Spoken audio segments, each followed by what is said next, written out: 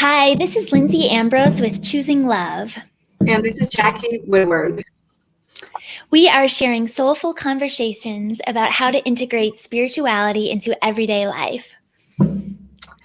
As you can notice, today there is someone else with us, and today we are so excited and so honored to have Jennifer Kubalak with us. She is from Boulder, Colorado. That's where I live, and she started her journey at Naropa University in mindfulness-based transpersonal counseling program. She is a wonderful registered psychotherapist, and she's also a clinical mental health counselor at Magic Moments Therapy, working with children, teens, and adults who've experienced adverse life experiences at an early age. I love that she's inspired, she's inspired to live her lifestyle, to embrace her sensitivities, connect more deeply with creativity, trusting herself, developing her intuition, which is amazing, and being outdoors in nature and cultivating relationships. She is passionate about incorporating spirituality and connection to the natural world with development. So this is the one thing that we love about Jen, is that her specialty is working with sadness that comes with rejection, grief, and life cycles to empower children and their families to understand what is happening for them on a deeper level, to take their next steps in a safe, supported space. And we brought her on the show today because I think, and Lindsay think, it's really important how children and adults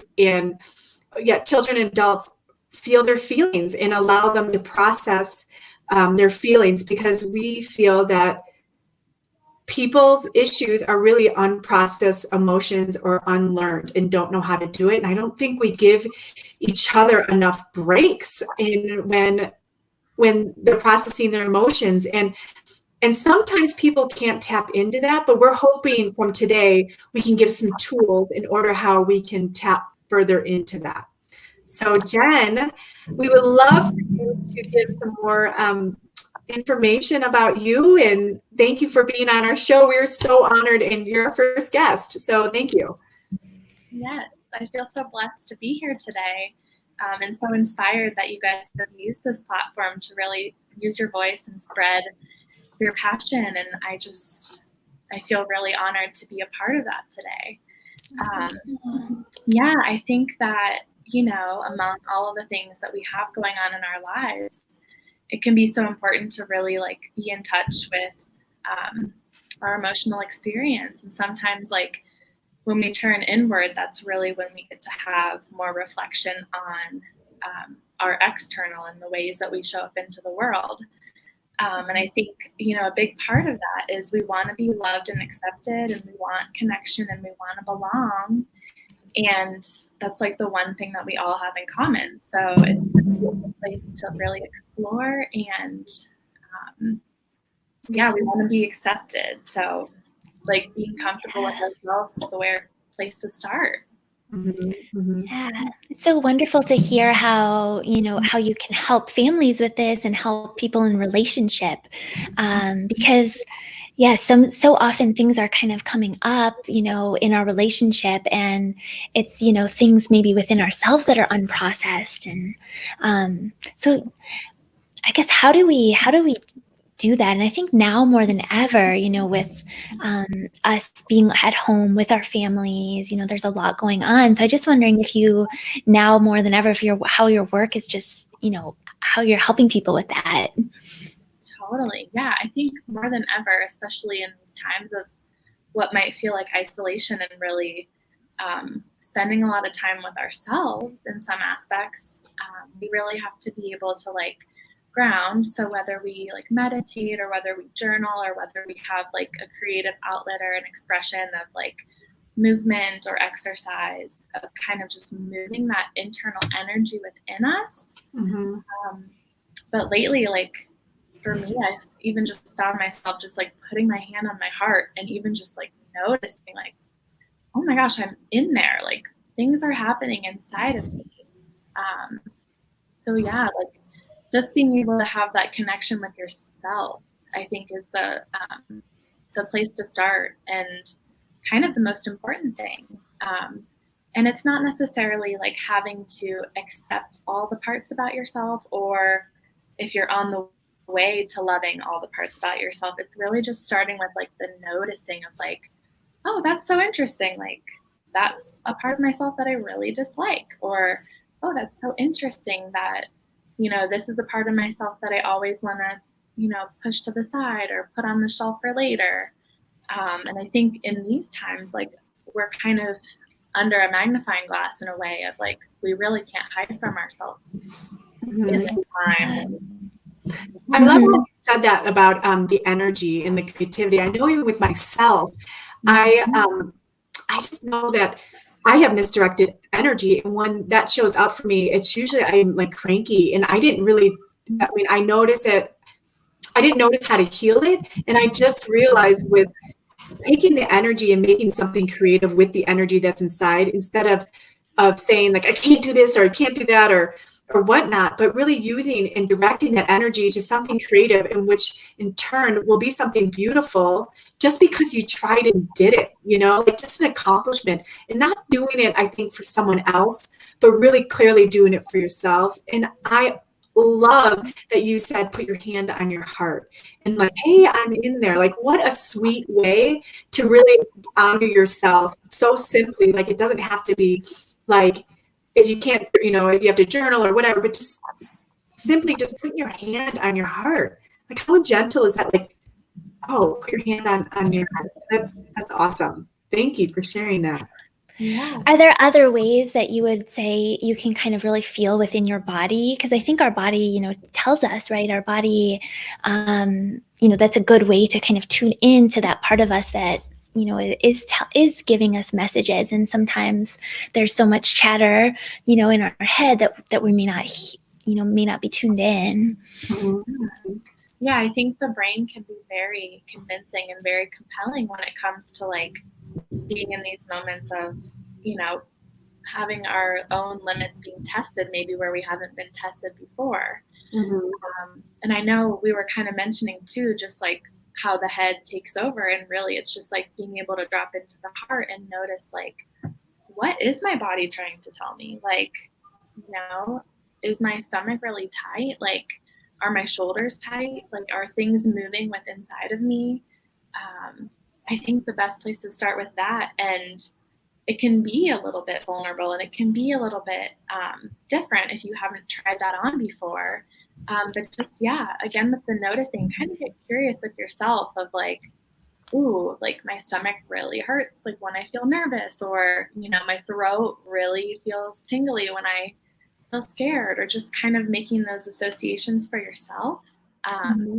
It can be challenging to like, start with yourself and say like, this is how I'm feeling. And I would say, if that is something you are comfortable with, saying that to someone else, it almost, there's a term by Dan Siegel, and he says, the name it to tame it.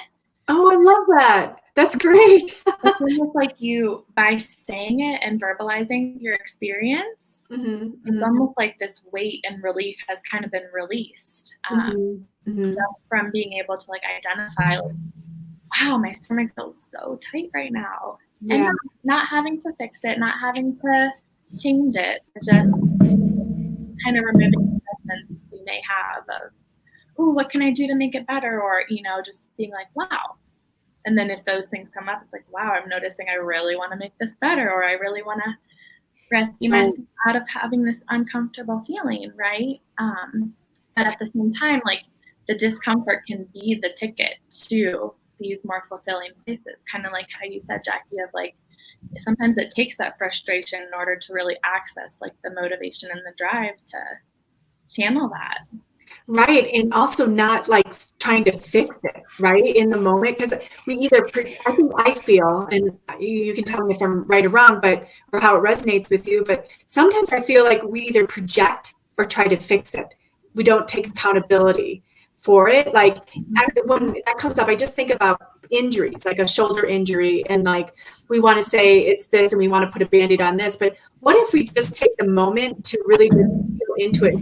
Maybe it's our body telling us something, it may be just rest. And why that's a rest is important, maybe because your body is overworked and your mind is overworked, And I know we're getting a whole bunch of that from the COVID-19, like we have an opportunity to rest and really to tap in and to look inside of ourselves. So that's what came up when I heard you say that.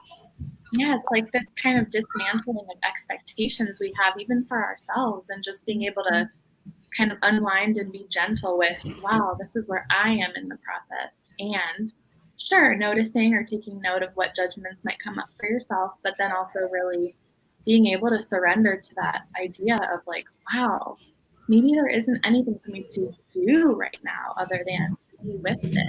Or maybe this uncomfortable place has something to teach me right now. Like maybe there's something I need to know, or, like that kind of takes some courage and practice too.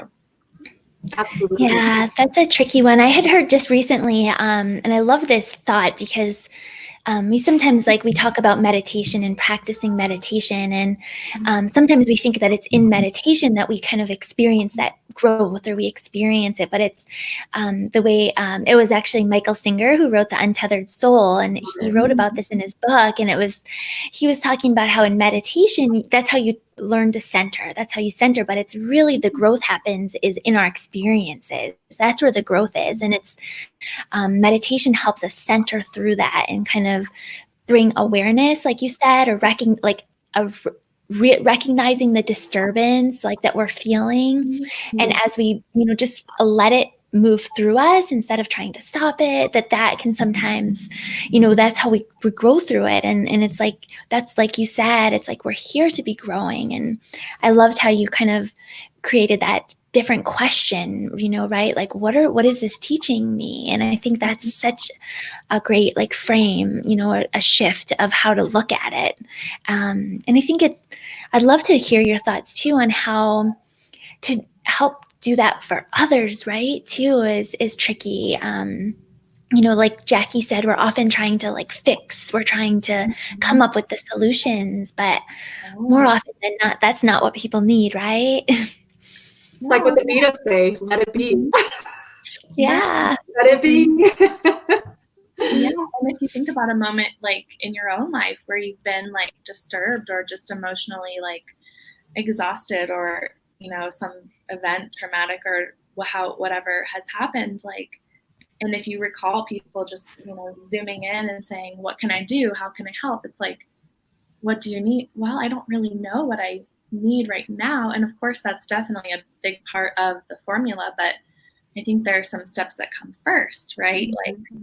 Maybe all we can do is, if it's a peer or someone younger than us, kneel down, get on their level, and really just breathe.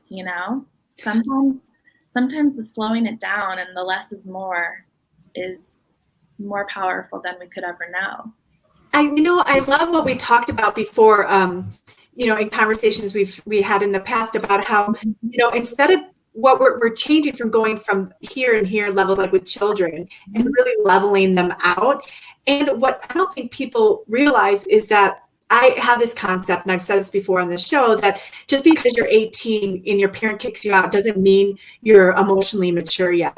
So even though you could be 50 years old, if there is trauma in your system, or if there's wounds there that haven't been repaired, sometimes we are stuck at a younger age, even though we can live out in the world and do really well. But when that wound gets triggered, we need someone to meet us at that level. And it may be just holding space and not taking that on. It's their journey. It's their life, right? It just Totally. Yeah. I just think that for me, at least, that's really important. And I like how you say also with the modeling. I think I would love for you to talk a little bit more about modeling to our children, or even modeling to other people how to be. Yeah, well, we all kind of know this in the sense that we don't really want to be told what to do, if somebody tells us what to do, we're kind of I have my way, or it almost takes that example or the teaching that we see to really be oh wow, that really worked well, or that really sat well.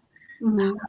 And kind of how you were mentioning with the leveling, especially with working with kids, right? Like if we want our kids to treat us a certain way, like we better be on board to do that too, and have an internal process for ourselves too. But I think we're coming out of this old paradigm of like fear and control where this doesn't necessarily allow us to fully express our emotions.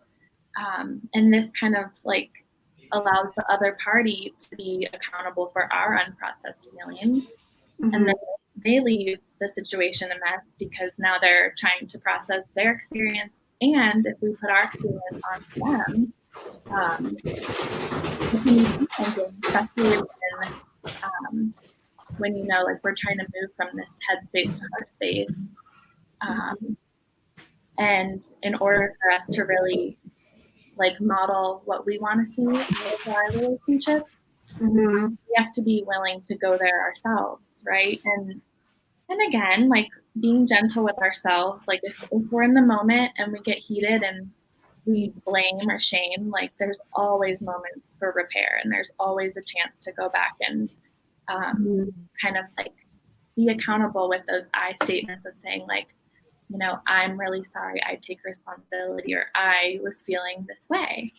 And especially with like with kids, for example, you know, and adults throw tantrums too. They just look different.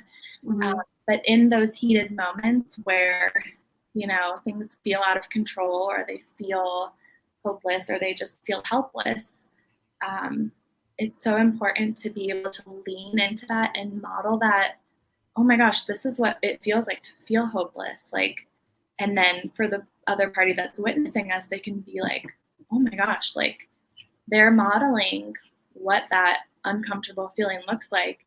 And oh my gosh, they can handle that. Like, wow, they're practicing that and they're demonstrating that. Like, wow, maybe I could try that sometime too. Or like, kind of by modeling it, we almost give this unconscious permission for them to do the same, or to kind of meet us in that vibrational state, or in that place of really being able to go there too. But sometimes it takes like the modeling first before we practice like reciprocating it and being able to spit it back, kind of.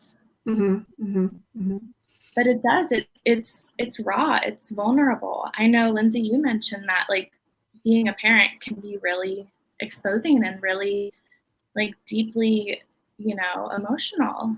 And I think the one thing with kids especially is that we might think that they can't handle something, or that we want to protect them from a feeling.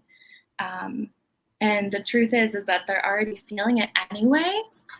So for us to model it and for us to put it out there, it's kind of like this huge relief again of like the name it to tame it. Like, wow, my parent's accountable. Like, wow, my caregiver like knows what's up. And so like even from a young age, if we have these tools and skills, we're going to be able to do that in relationship when we're a teenager, when we're grown, and it's going to like flourish so many relationships in different ways that are prosperous. So it kind of just, you know, doesn't even really matter where you fall on the spectrum of your age, but like everybody has the potential to kind of participate in this way.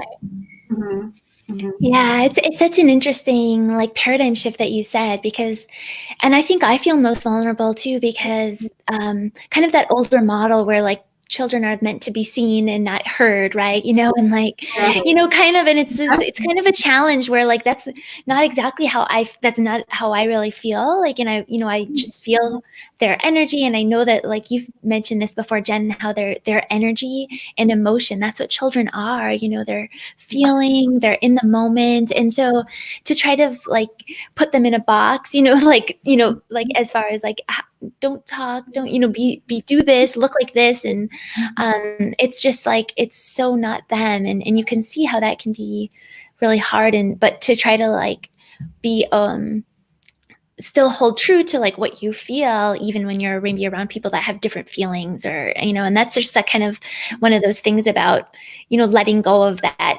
personality, right? That fear of what other people are thinking. And instead of, being in your head, like we talked about, of, not tuning in and just, knowing that I need to be this for my child right now. This is what they need. I'm feeling that.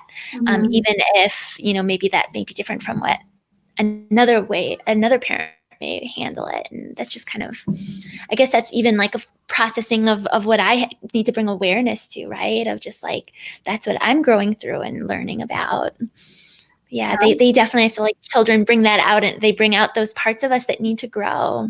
Right. And I think it goes back to our last week's show on experiences, right? And being really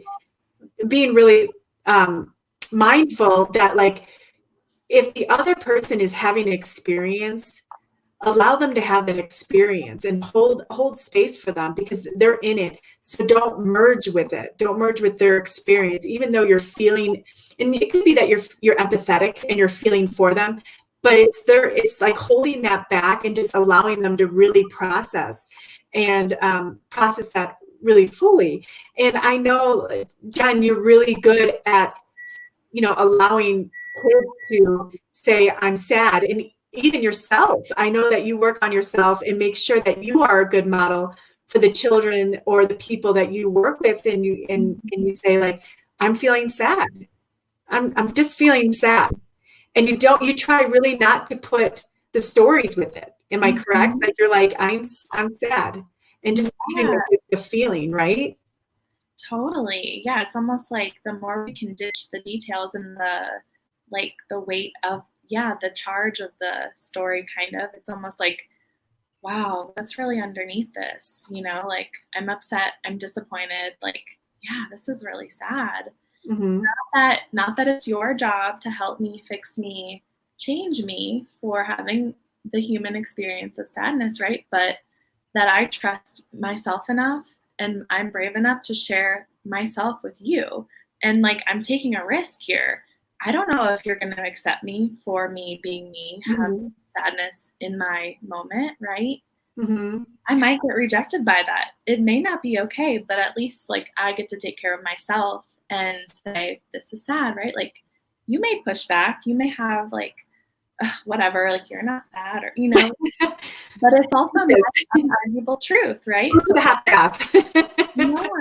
fix yourself.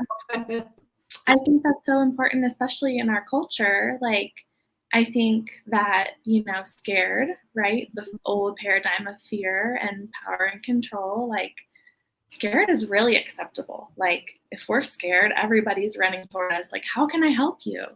But when we're sad, it's like, okay, go in the cozy corner, go by yourself, go over there, do your sad over there. And it's just like, I think what we're relearning is, like, how do we have a relationship with sadness? Like, can sadness be okay and not judged as, like, something bad? Well, and on the flip side, and also being able to be in joy and being okay with that as well, right? Yes. Yeah. Like, letting yourself have the joy too. Totally. Yes. Yeah. I have thought too, or just thought more about the idea of, like, while we can feel that's all, it's in motion, right? Emotions, like, those feelings are energy in motion, and it's meant to be, like, moving through us. Yet when we hold it, those stories start coming around it, right? And so I think the idea is, like, just being open to it and just, like, allowing it to move. And because if we stay in there and it leads to kind of fear and worry, we're really closing ourselves off, right, from that love that's inside. When we're in fearful state, we're, like, not open to that love that's also in each moment. It's like, it's there, and it's a choice, in how we're responding, right? How we're choosing to respond. And I think the one tricky thing is just, that as humans, we tend to, like, our partner or we're the hardest on the ones we love most sometimes, right? Because we can just let our guard down, and we can, but that's not, it's not in our integrity. It's not our truth. It's not what we intend, but it just happens sometimes, right? It's just like, I don't know, but Well, guys thinking about that? no, I think in relationships, like when we choose a partner, whomever it is, I think it should be like a written agreement that that that we are still growing and we need that space. Yeah. Like it should be part of the vows. I think I promise to hold space for you when you are growing through this. There is no way that everybody comes into a marriage perfect. It doesn't exist. And if people think it is, then I think the people that say that they have a perfect marriage is because they have that process in place, because we have to be with the messy. I love when Lindsay says that whenever she mentions working through the messy, because on the other side is growth, is it's love, and it's unwinding. Like, yeah, our partner, it's not our partner's responsibility to erase our past, but it is. That's what love is. It's holding space. That's one of the components of love. There's a lot of components of love. There's spirituality, there's divine, there's God, there's friendships, like whatever. And so that's my feelings about, holding space in relationships and how important that is. And I think that should be another thing in the vows. Yeah. Yeah, I think that's even kind of part of like the shift where maybe there was this thought where it should be perfect, like it should be perfect and flow, but that's not life, right? Like life is all this stuff coming up to help us grow and help us evolve. So it's like let's be open to it and know, then trust. But I guess the big part of it is how we can kind of stay in our integrity and stay in our truth. True.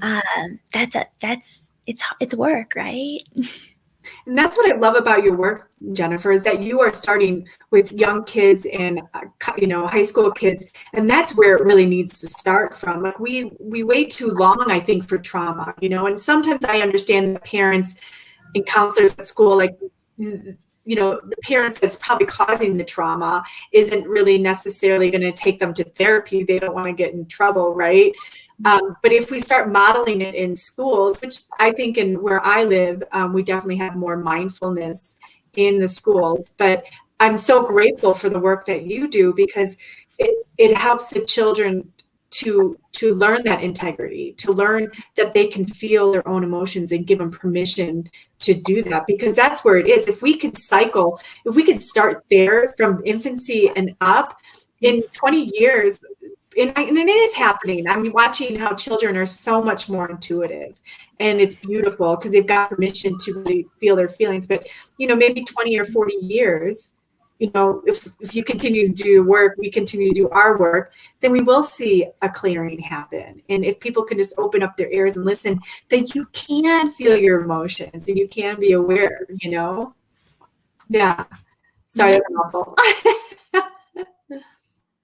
Yeah, I think what's so important about the process too is just like being able to separate like ourselves from like our ideas, our wants, our beliefs, and like really tuning into what is important to us and like, what matters the most to us, and what we want to see more of and what we're grateful for. And I think that, yeah, when we find these like areas that kind of reflect back to us of like, oh yeah, this is coming up again because yeah, this is my growing edge, right? Like, like kind of surrendering to the choosing love, like it's kind of always pushing you to that next level.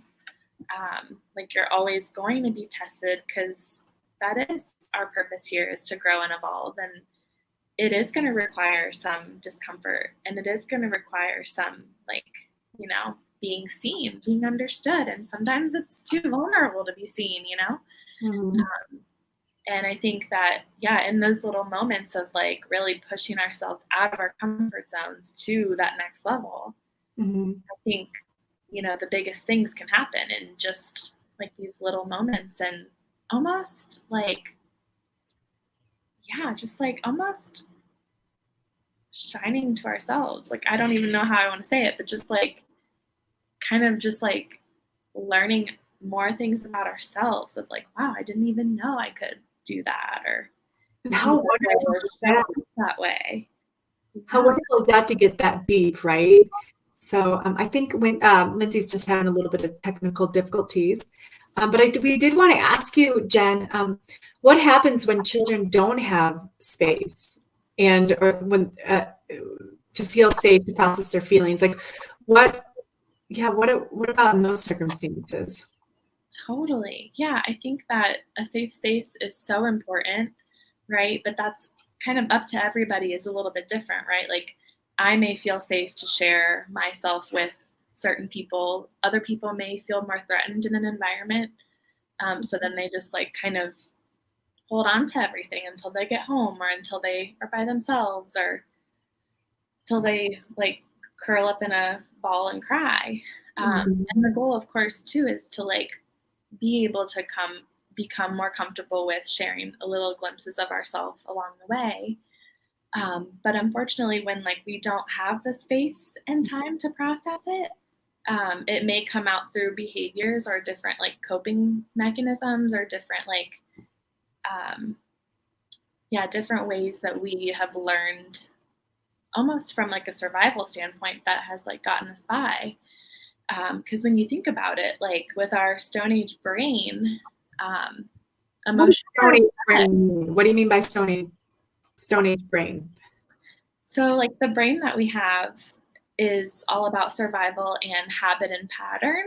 And so if like we did a pattern that kept us alive, our brain was like, great, kept you alive. Like we're going to do that again. And we're going to, increase that pathway, and that pathway is going to get thicker, and that's going to be our go-to pathway, right? So of course, when we want to try something different, it's going to be hard and challenging.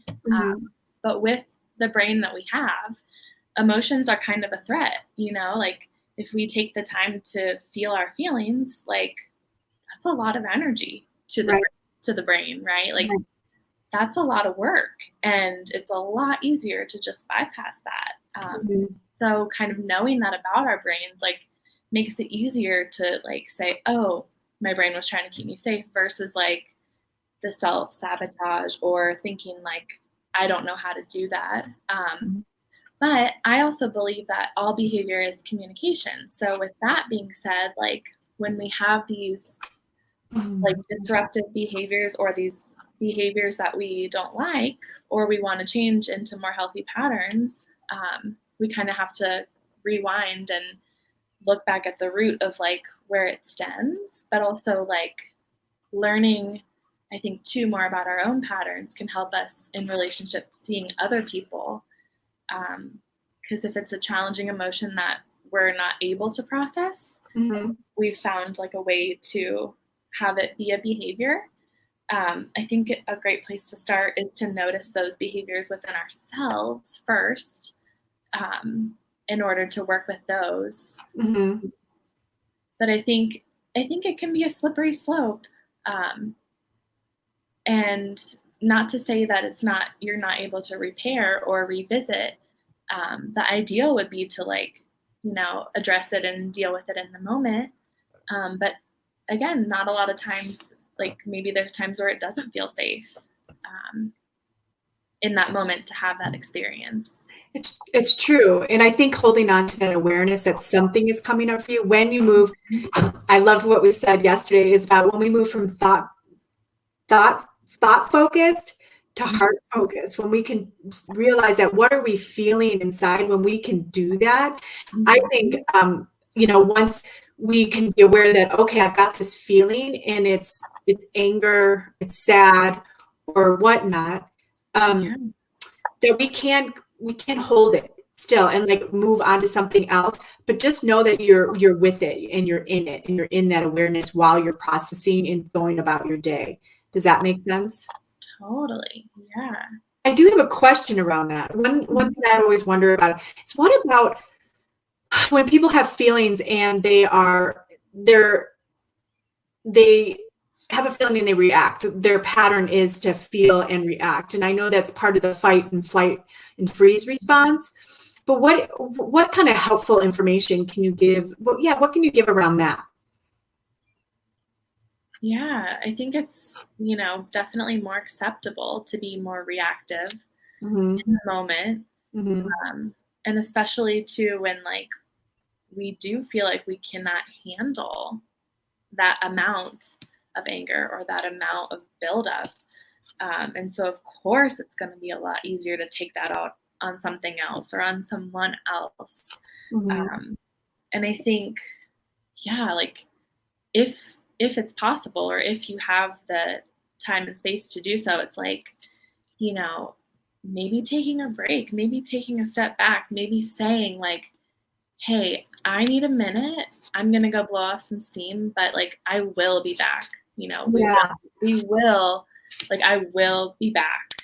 But right now, I cannot handle this. And something that we call that is the window of tolerance. So like that could change any minute, any day. Like it could be different from day to day. It's not like, oh, my tolerance is growing every day and I'm perfect. It's like I may not have gotten sleep or I may not have, been rested or like we're all human, right? So even with all these tools, it's like we're still practicing them all the time.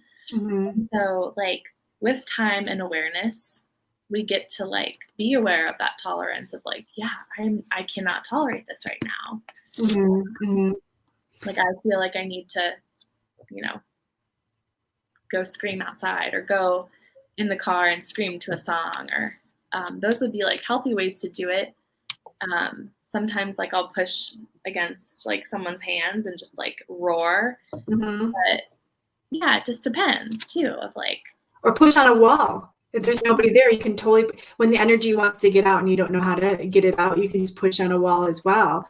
yeah. I do love that you mentioned, you did mention like the abandonment issue, that when someone doesn't say, like they just go off and they don't come back, that can create abandonment in the other person, even if a person's not grounded in themselves, like, and they don't know any better, like, what is this person doing to me?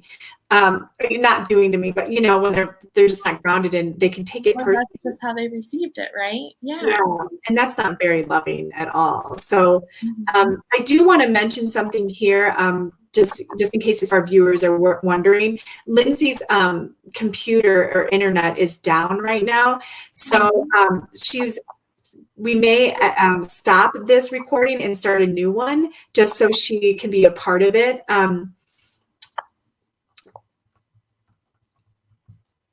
So I just wanted to bring that to your awareness so you know that she is coming back and she hasn't abandoned us either. So we're just going to be Oh, very goodness. honest with it. Yeah. So we're just going to see what happens. And if you see me looking down, I'm just looking down at my phone here. So tell me some positive ways to, like, can you reiterate more about how we can get positive ways to model this to our children and unprocessed feelings, and also teaching them how they can create space for themselves in a safe space, because sometimes, like, parents would be like, don't you walk away from me, or Mm. or even partners, don't you walk away from me, like, how do we create that space? Yeah, I think kind of what you're saying also goes back to the whole like, we want to like have the control or we want to like be in charge. Mhm. And I think when we're being asked to kind of like take this next step, I don't want anybody to be thinking like, oh my gosh, this is another thing I have to do, or this is another, way. But what I want to encourage you is that you actually already are doing this. But what it is we're going to be reframing it and we're going to alter it so that it's most productive for like, you as the expressor and the receiver on the receiving end. Mhm. So one thing we touched on a little earlier was the slowing down, right? So Mhm. like maybe that's taking a breath. Maybe that's, like really tuning in of like, oh, like I feel really heated or I feel really, charged or I feel really like wired or whatever it is that you're feeling. So like kind of slowing it down. Um, and then the second part would be like that lens of accountability. So like owning our emotional experience without making it about anybody else or putting it on anybody else. Mhm. So, like, first step is slow down. Second step is the ownership. So, like, I statements is the best way to go about this of like, wow, like, I feel really left out. Like, when I see you walking away, like, I feel left out. Like, I feel left behind for a minute, you know? And again, just remembering that, like, if you stay true to yourself and say all the parts that are, you know, true for you, again, being patient in that process of like, yeah, maybe the first or second time, like, we might get a little bit of pushback, right? Like, if this Mhm. is a new way of us behaving and us modeling, of course, like, it's going to be a little challenging before it gets smooth. So really being able to like stick to your truth, and kind of not leaving any feelings unsaid, and being able to like leave space for the response and leave that place knowing that like you were able to get it all out. Well, what I love about the situation that we're in right now, this is a real life experience. So we can always turn to Lindsay and say, how did it feel to be kicked out? What's going on with you? What are you feeling inside? What were you feeling? Sure. I know, it's so funny, right? Technology is the best when it works, but when it doesn't, it's hard. But yeah, I know I feel like, yeah, just throughout me and but I definitely feel like, you know, the type of work we're talking about here just like helps us move through these things that are coming up with greater like ease, right? Like kind of a trust in, you know, that I'll get through this, and knowing that we get through it more easily when we're centered. So yeah, I mean, it's hard. I think like in the moment, right? When we're being triggered or when things are challenging us, it's hard to sometimes like sometimes you kind of have that cloud over you, right? Where it's like you just you don't have the awareness that you were talking about. And that's, I think, really hard. But the more we kind of do this work and we keep practicing, your awareness grows. And that, I think, is like the first big step, when you have that like awareness. So that's kind of what I was going through. I was trusting that it was going to work out. It hadn't happened before, and I was figuring it out. Well, how But beautiful that it is. Like right when you said the word ease, I actually like sat back and that's what it actually does when we are able to name it and express it and practice it. I think it slows down our nervous system naturally over time where we couldn't have the reaction like yours, Lindsay, like to really, you know, like I'm just going to trust. Like I know that I've been here before. It's nothing different, and it might have looked different, but I'm just going to ease into it. And that looks to me like that's an evolvement. Like that's how you are evolving. And it's not that the situations don't change. It's just our reactions to them, right? And how we take that on as well. What do you think, Jennifer? Yeah, talk about like surrendering to the unknown and just, yeah, being flexible too, of like, yeah, we don't know what life's gonna throw at us. Even when we think we know, like when we have this illusion of like, we know how our day's gonna go, or you know, like truthfully, anything can happen at any moment. And being able to, yeah, have that trust and have that confidence that I know I'm gonna be where I'm gonna be, and it's gonna fizzle out how it will. Yeah. And I gotta say, I think the word perfect should be thrown out the window. yeah, I think Like, it causes too much trouble already. That's just my Yeah, like the point. fear of messing up, the fear of, you know, doing totally. Yeah, I think. What was that? I just missed that. Yeah, I love it. I was like kind of agreeing what Jennifer was saying about like that fear of that but it never is as bad as like you fear, right? Like what you've created in your head about what it could be. I like the idea of changing expectations for appreciation, like while it's great to like, have expectations, but it's, so often they make us like not be there in the moment, right? Because we're thinking, gosh, I thought this was going to be like this and it didn't work out that way. And how much I miss out of if I'm like just stuck in that thought of what I wanted it to be instead of just like letting it unfold. Yeah, that Yeah. kind of makes me good. It's like comparing, right? Like even if I'm comparing Yeah. myself to myself, it's like even that could be getting in the way of just allowing a new experience. Like, but I've done that before. I've been that way before. And it's like, yeah, but it's not before anymore. Like now is now. So what can that offer? Right. Yeah. I like that. Right. Like how often. Yeah. Now is now.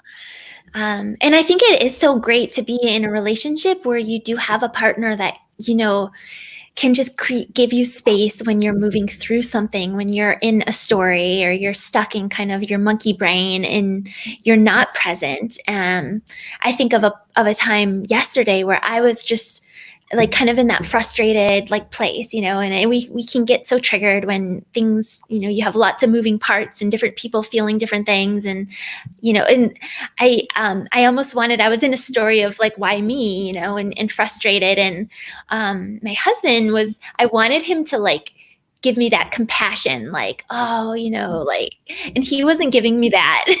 but I think it was good because it was like, he was almost like, nope, I'm not letting that story. That's not, like, I'm not gonna, right?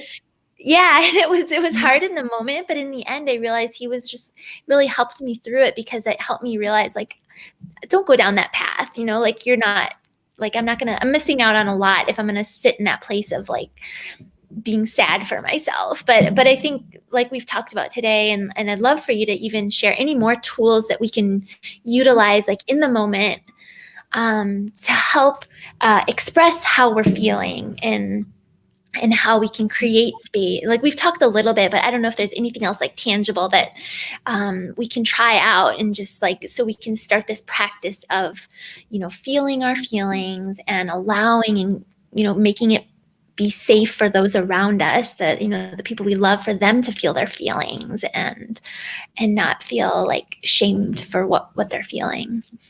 Yeah, like you're to do a house call and you have your toolkit and you come into the house with this tool belt with all your tools inside. What would you, and if you only had 10 tools that you can share that would work at everything in the house, what would those, or a house or anywhere, work, any environment, what would that look like? What would they be? Totally. Well, I like what you said, Lindsay, too, about like you needed to have that space in order for you to be like, oh my gosh, I'm not getting what I want. I didn't get what I want, in order to move forward with that. So that was cool to hear that. But I think like for tools, just being able to like, I would say first start out kind of like writing down before you want to like verbalize your experience. Sometimes that can be helpful, especially if you want to like bring it back to a time where you want to repair or you want to expand on like a earlier time. But the sensation, emotion, and want are definitely like it's SEW, sensation, emotion, want. Like really getting clear on like, what was I feeling, what was my emotion, and what did I want in that moment? Like, what did I feel like I wasn't getting, or what did I feel was missing, or what am I resentful about, or what am I angry, or however you're feeling about. And then being able to like set a boundary for yourself, right? Like, this is what I need. Because boundaries, sometimes people think it's about like rules and limits, and I think what it comes back to is like self, right? Like somebody may not agree with what I choose to need for myself. So like the sensation, emotion, want, and then the need with the boundary, and then being able to like be consistent with that or be firm about it. And I think that comes with this willingness to be rejected, like at first I may not be seen or heard. I may not be received. Because someone else is entitled to their response to my experience. So I think a big starter is to kind of put those experiences into words. But again, if it doesn't feel comfortable to like verbalize it, and if you want more practice in that, definitely be writing it down. That's going to help you kind of like really nail it down and really narrow it down.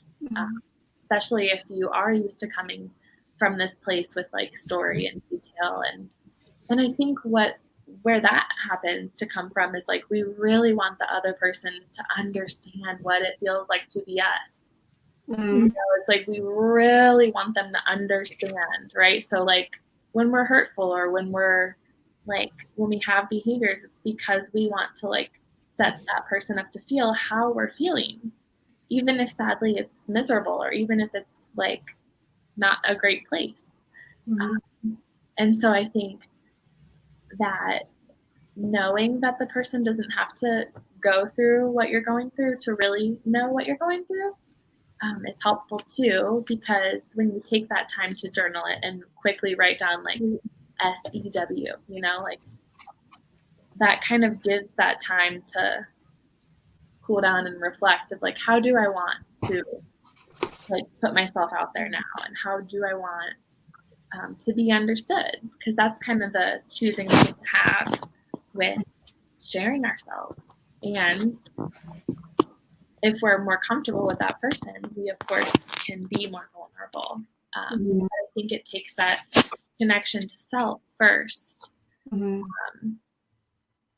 And again, like if those all come through, then you can take a look and say, like, has this happened before? Like, where does this feeling originate? Or maybe there was a time earlier in time that I first felt this, or maybe there was something from childhood, or maybe there was something from like a sibling relationship or from a peer or a friend of like a situation happening where those same feelings originated. It kind of gives you a chance to look back at, wow, like this isn't personal to that person, or this isn't like about them doing something. It's rather my reaction / response to what they're doing. And of course they're going to mirror what I'm working on and what I'm challenged by, if that's what's being brought up. Because it is that opportunity to lean into it and get to know myself better too. Of like, sometimes when I write things down like that, it's like, wow, I didn't notice I was doing that. Or I didn't even know that's how it felt. So Programming too, right? Yeah. One thing I know we only have like 7 more minutes, but something I know you're really passionate about, and you kind of just touched it just a little bit on rejection. Do you want to say anything empowering about or powerful about rejection and how it affects people? Like where does it come from, or anything you can give on it, that important piece on rejection? Totally, yes. I think that the way we hear about rejection is like, yeah, when you're rejected or when you're turned down or when you're pointed in a different direction, like that happens for a reason, right? And like, while that's so true and totally yes, the part that I like to lean into or encourage people to lean into is the part before that of like how sad shows up as pain in the brain and as sadness in the body, right? So if we get rejected from like a job or like a position or a partner or a friend or anything that we internalize as like, oh, I feel rejected by that, or I'm going to take that on. Sometimes it can show up as like sadness. And if we know how to lean into that, we can move forward to those places of like the next steps a lot sooner. But when it comes to that, it can be, I think, the most vulnerable. Just because like if I really take the time to say like, wow, I feel really rejected right now. It can be the most vulnerable to be seen in that. Right. Because what we're used to saying is like, oh, it's no big deal. Oh, I didn't want it anyways. Or, we find a way to kind of like externalize it first of like, I'm just going to say that it wasn't good enough for me so that I don't have to feel not good enough. And I think there's definitely that distinction of kind of how we said earlier of like, you can fall into it and get stuck in it. But then that just means we're in our heads more than our hearts. But what's really important is to like acknowledge it and let yourself go there. Even if it's something like, wow, this isn't what I expected. Right. Or, oh my gosh, they didn't have my favorite flavor of the thing at the store that I really wanted. Like, happens to me all the time with chocolate. All the time. It's like, oh my gosh, right? And with an example like that, of course, we don't have to take that personally, but it still gets to be like this opportunity to have a relationship with sadness in order to be like, got it, okay, like I get to move past that. Right. And I think my work with that came up because all of my clients on my caseload were definitely working with rejection and feelings of not being good enough. And so that's what inspired my depth into that, because I want, young people to be inspired to be good enough as they are. And I want, humans and adults and teens to be inspired to be good enough as who they are. And so it takes a little bit of like leaning into those deep, dark places to see again that, oh my gosh, I am separate from that state and of that emotion. Because I think a lot of the time we're so scared to feel that way, right? Like we're scared to even go there. We're scared to have our feelings. We're scared to feel sad. Again, the brain is threatened by the emotions of feeling that way. So it's like, once we know that, it's like, oh my gosh, we can actually outsmart ourselves because we know we're so much more than our brains. And like, yes, this comes in with the whole choosing love again of like, I get to make a choice knowing these parts about myself and knowing, and again, right, like when I feel rejected by something and I like get to process that with myself and then move forward, it's like I get to prove to myself that I've moved forward and that I've like taken the next step or taken a risk, right? Because a lot of times we don't want to take the risk because we don't want to fail or we don't want to be seen as, right. So I think, it kind of ties back to the whole discomfort is the ticket of admission to joy, to love, to being able to expand rather than contract. Stuck. Yeah. And it's just so good. I mean, like just to be able to process your emotions, like how it does move everything out of your body and on an intuitive and in a spiritual way, like how it does create that space and size so no new information can come through. And just like you said, with evolving over time, so we can really grow into our fullest potential, whatever that may be. And it's okay though too, also to get stuck. And that's the beauty of it too. Stuckness is also part of your journey as well. So that was something else we forgot to mention, was like just the resistance that comes with change over time, right? Like I like to think of it as a rubber band, like being pulled back and slingshot. It's like the tension, sometimes it does have to get so, tense in order for us to propel ourselves onto that next stage and onto that next endeavor. I have something with that called the rubber band theory, but that's for some other topic. Yeah. Lindsay, did you have anything else you wanted to share or ask for tonight?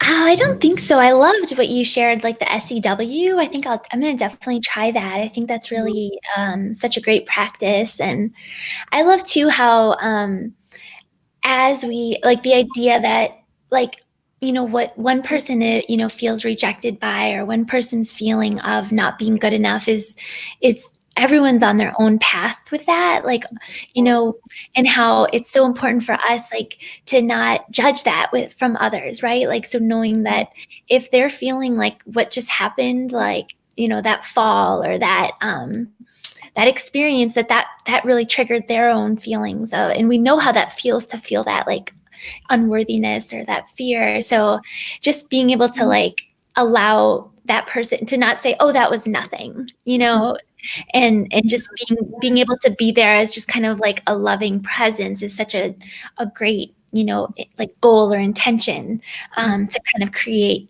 that space, and knowing, like, I can't change this for them, like, they're feeling that, but the best I could probably do, right, and you let me know, because I'd love to know, is just kind of like be responsible for my energy and just be there and create that loving space to just kind of listen, I guess, as they're moving through it.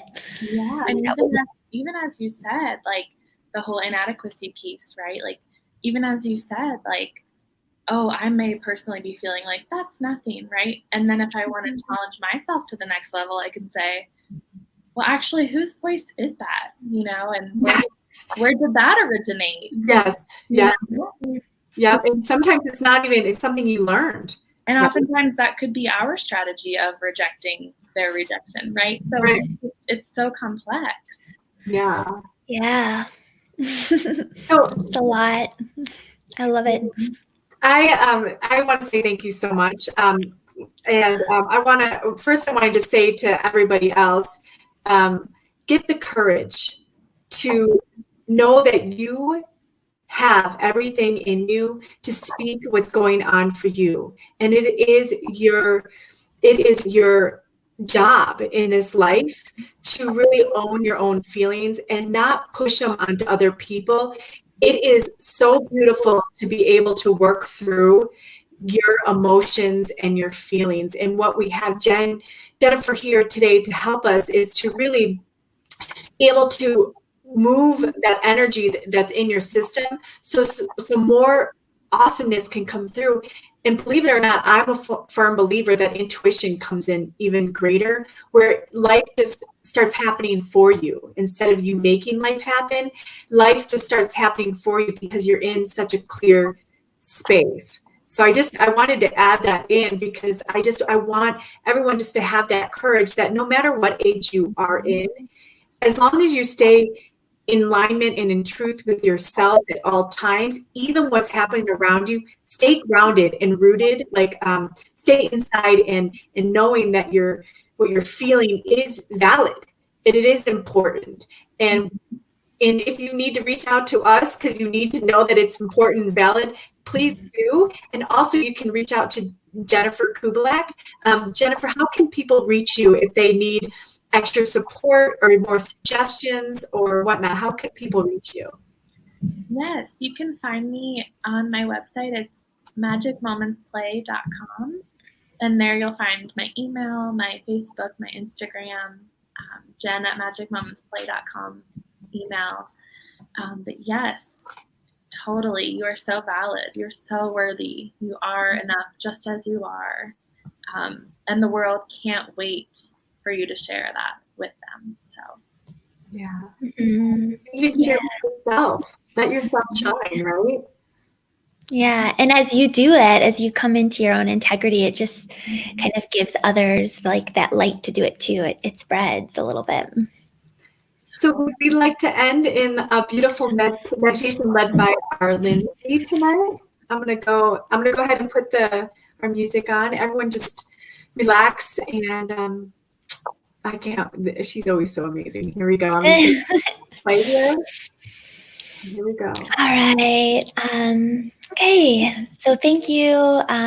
Just take a moment to just breathe. Just be here in this space, knowing that this is where you're meant to be right now, right in this place. Give yourself a moment of thankfulness for being where you are now and just letting yourself be.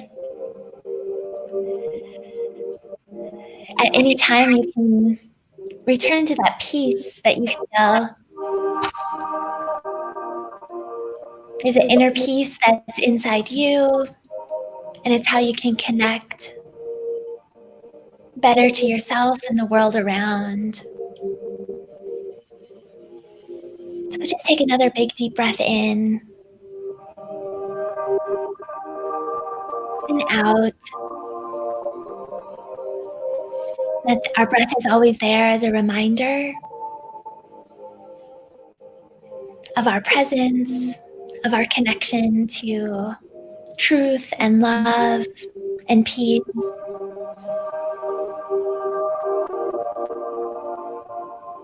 We can remember that whatever's coming through, the feelings that we're feeling, the thoughts we're thinking, that we can allow those to be, but pause,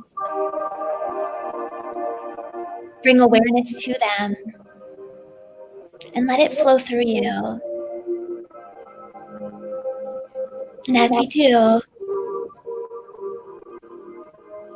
we're able to connect more to heart, to be more centered and grounded, and to feel that love that's inside you and that's felt by everyone around you.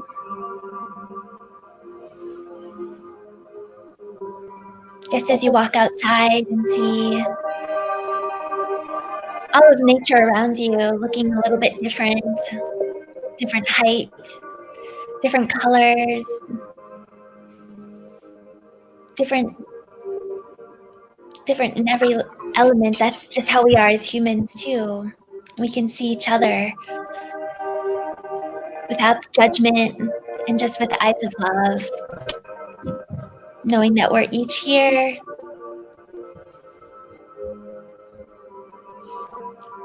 to turn into love and choose love and see love in others. Yeah. So just thank you again for being here. Begin to move your body. Roll those shoulders. Place your hand on your heart if that feels good for you. And just feel that connection and love.